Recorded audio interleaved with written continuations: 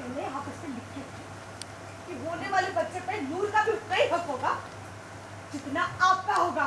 बेटा बेटा चुप कर तू। तेरी टांगें तोड़ के तेरे हाथ में दे दूंगी। कहती है ना नूर कहीं नहीं जाएगी, मतलब कहीं नहीं जाएगी। क्यों नहीं जाऊंगी चाची? अब से मेरा वही घर है, मेरा ससुराल। वो तेरा घर नहीं है, उन्हें तू नहीं बच्चे तेरा बच्चा चाहिए। और एक बार बच्चा इनके हाथ आ गया ना, उसके बाद तेरी वो फजीती कर रही है इन्होंने कि बस चाची जी, हम और नहीं सुन सकते। चाची ऐसे मत बोल, मेरी अम्मू ऐसे नहीं है। और मैं ना जाऊंगी वहाँ, क्योंकि वो मेरा ससुराल है। हाँ। जल्दी सबसे पहले आपका बहुत बहुत स्वागत है बज़ूका पर। Thank you so much.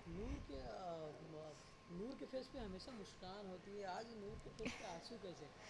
आज नूर के फेस पे आंसू इसलिए हैं क्योंकि वो अपने घर आ चुकी थी, अपने मम्मी डैडी के घर पे जहाँ चाची भी रहती थी।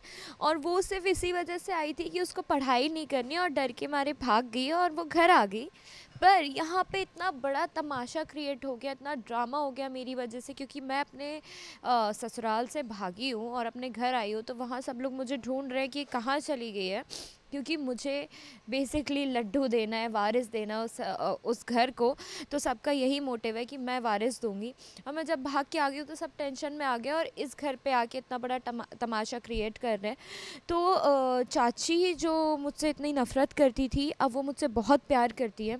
चाची टर्न टू बी पॉजिटिव और वो मेरे हक़ के लिए लड़ रही है, मेरे लिए लड़ रही है कि आप लोग सेल्फिश हो, आप लोग इससे बच्चा ले लोगे और इसे घर से भगा दोगे।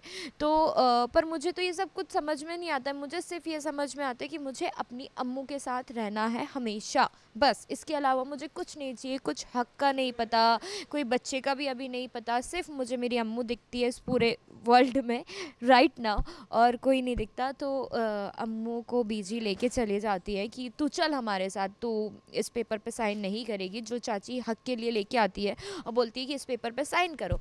तो अम्मू भी चले जाती है। तो मैं बहुत रो रही हूँ कि यार ऐसा क्यों हो गया है, मैं तो सिर्फ इसलिए भागी थी क्योंकि मुझे पढ़ाई नहीं करनी थी, पर ये क्या हो गया। तो I am very upset.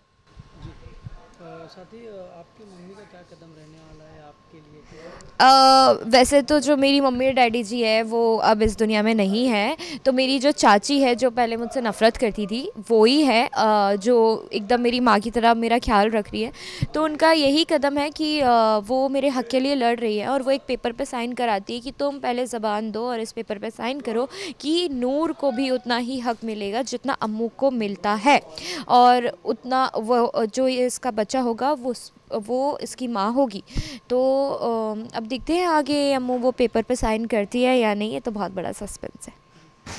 Thank you so much. Hi, my name is Apeksha Malviya and you are watching me on Bazooka. Thank you, bye.